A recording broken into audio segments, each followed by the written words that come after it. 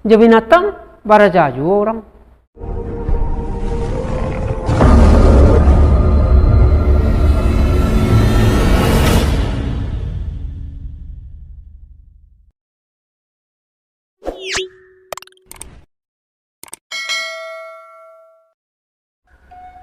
Cilai, iko motif tara kamias Minangkabau. Nan banamu kudo menyipak dalam kandang. Itu namanya. Kudo menyipak dalam kandang. Apa lihat pahami? Kudo.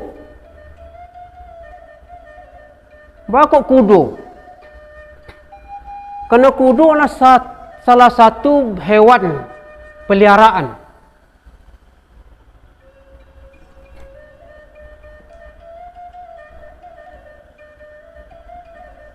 Kudo menyipak. Bakok kudo menyipak? Karena satu-satunya benteng di hewan nama kudo itu menyipak. Kudo tak menanduk, tak ada kudo menanduk. Makanya namanya kudo menyipak. Nan menyipak tu kaki belakang pula, kaki muka tak pandai nyipak. Jadi di nenek moyang awak di Minangkabau itulah jadi perhatian kau. Kudo menyipak. Maka dalam keseharian di orang nan berkudo, anan kecilnya jangan tagak di belakang kudo nak. Kalau tagak belakang kudo itu menantian awak namanya, menantian bala namanya. Kok tagak awak di mukonya disipak aja awak lain dak ada terus. Maka dicek lah kudo menyipak. Hati-hati, jangan tagak di belakang. Artinya apa? Jangan tagak di tempat yang sio-sio. Pandai-pandai mencari tempat. Itu yang pertama. Kok kama ketagak awak, jangan tagak di ma awak nan karugi, di mana kataniayu, di mana karusak. Itu tempat tagak. Soal itu tempat itu lain. Dalam kandang. Kudo menyipak dalam kandang. Bakok dalam kandang sana betong. Tak ada kudo kau menyipak di tengah padang. Lai. Di galanggang. Lai. Tapi bakok ikut dalam kandang nama baca. Dia sabuk. Itu pitaruah namanya. Jadi dalam nilai-nilai yang terkandung dalam motif kudo menyipak dalam kandang tu, Bapak teruah mana nak kemenakan. Kok ada persoalan yang terjadi di rumah tanggu, itu kecilnya. Injan sampai lapih lo keluar. Itu yang dipelihara. Kok menyipak ialah sekadar dalam kandang lah. Jangan tahu lo orang. Itu gunanya diambil menjadi nilai filosofisnya itu. Menyipak dalam kandang. Sungguh pun menyipak dalam kandang. Aduh, dia agak jadi inggo. Agak jadi inggo namanya. Dia agak inggo. Awak menyipak dalam kandang. Dia agak lo kuku awak ndak tangga. Dia agak lo kandang ndak runtuh. Ada dinding ndak kupak dia. Kok berang mana awak di rumah? Injan sampai merupakan dinding rumah lo awak berang ke orang rumah atau ke keluarga di rumah. Itu pasan sebenarnya. Orang kok salah boleh di berang bahinggo berang tu. Injan sampai runtuh lo rumah, injan sampai runtuh lo kandang dek menyipak tu. Itu pasan bana. Kok tiba masalah di rumah tangga, injan tahu lo masyarakat rami. Ikon datang orang macam awak lah ibu. Tetangga lah nampak. Dia cigok je awak, dia balik pintu, balik jendelanya. Mengalah orang keboh. Padahal masalah seketik di rumah awak, bisa awak selesaikan seseorang. Atau di rumah tangga. Jadi kunyuk kudu menyipak dalam kandang ko, selesaikanlah persoalan kecil di rumah tangga tu. Tidak menjadi masalah besar dan tidak tahu lo orang kampung di awak bersyarat di rumah. Jago malu keluarga. Jago malu kaum. Cukup awak nan di rumah sinan tahu persoalan tu. Selesaikan selok-elok. Itu nan dikandung di dalam motif kudu menyipak dalam kandang makasih itu.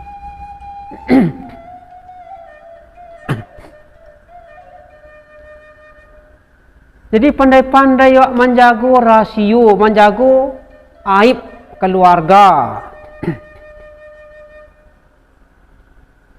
Sudah itu, kok menyipak awak dalam kandang, awak harus agak-agak loh.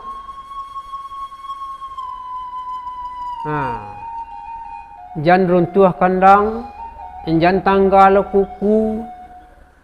Artinya apa? Jangan kok bangih di rumah tangguh, bangih di rumah, jangan malabihan bana.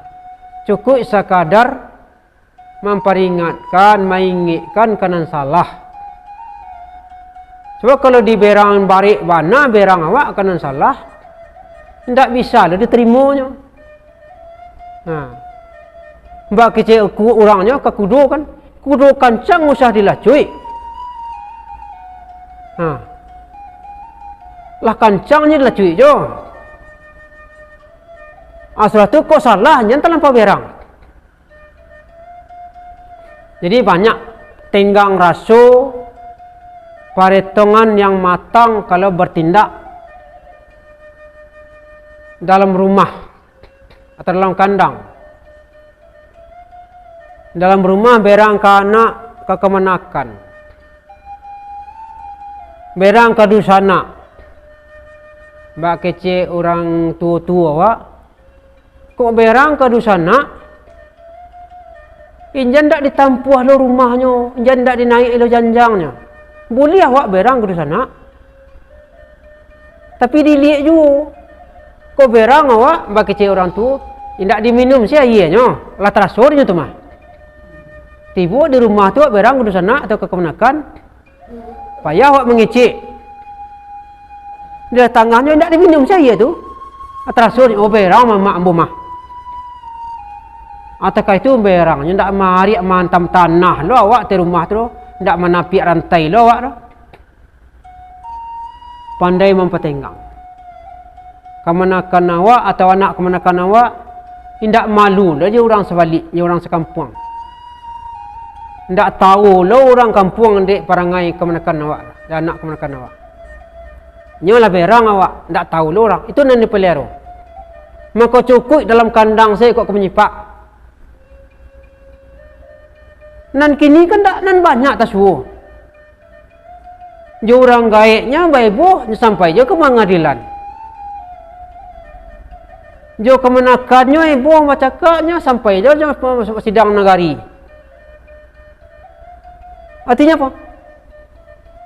Di dalam rumah ndak ada menantu. Niat mama indak paham. Pahamlah tagadai, budi lah terjual. Ikon ini dipasankan, dipataruhkan di nenek moyang awak, ke anak cucunya. Begitu bana dahsyat nilai-nilai yang ada di dalam ragam hias tu, untuk menjadi pelajaran, untuk menjadi buah renungan namanya. Masa hidup haruslah baraja dengan alam takambang jadi guru. Samui orang baraja juga samui.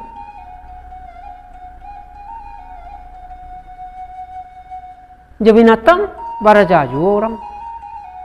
Kini jerusu baraja. Kini jo kudo baraja. Apa sifatnya kudo? Apa nilai-nilai baik yang harus dikandung? Di dalam Islam pun ada, memang diturunkan pakai perumpamaan, pakai kiasan. Amikin ko di perumpamaan ko di pakaian nilai-nilai yang terkandung dalam sifat-sifat kudu.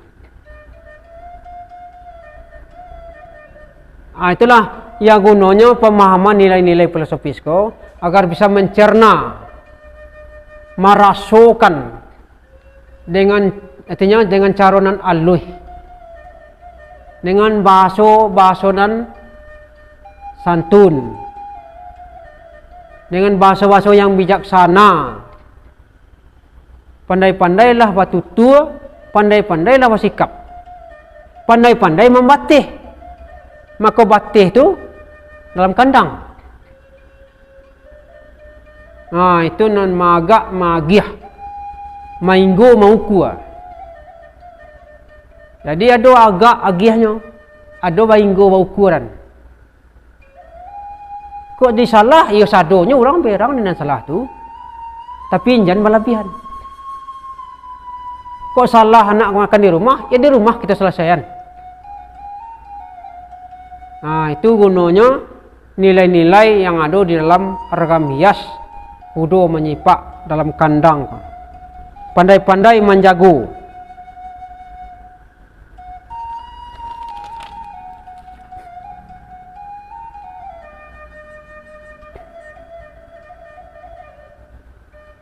Menyipak dalam kandang itu kan tidak mau semarang saja. Kalau di lapangan, di galanggang, sakuek tenagu. Amuah lebih pada sipak, mungkin berdongkak namanya.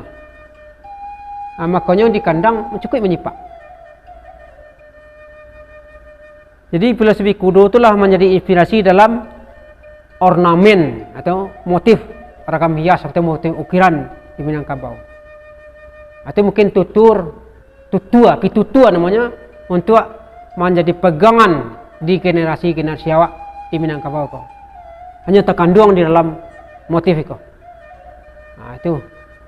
Sementara itu yang kita coba sampaikan dulu. Mudah-mudahan kandungan yang ada di dalam atau nilai-nilai yang ada dalam motif ragam hiasko bisa menjadi pedoman keseharian, bisa menjadi pedoman hidup di anak kemenakan awak di Minangkabau. Nah, itu harapan awak. Dari nenek moyang awak itu harapan sebenarnya. Mudah-mudahan itu menjadi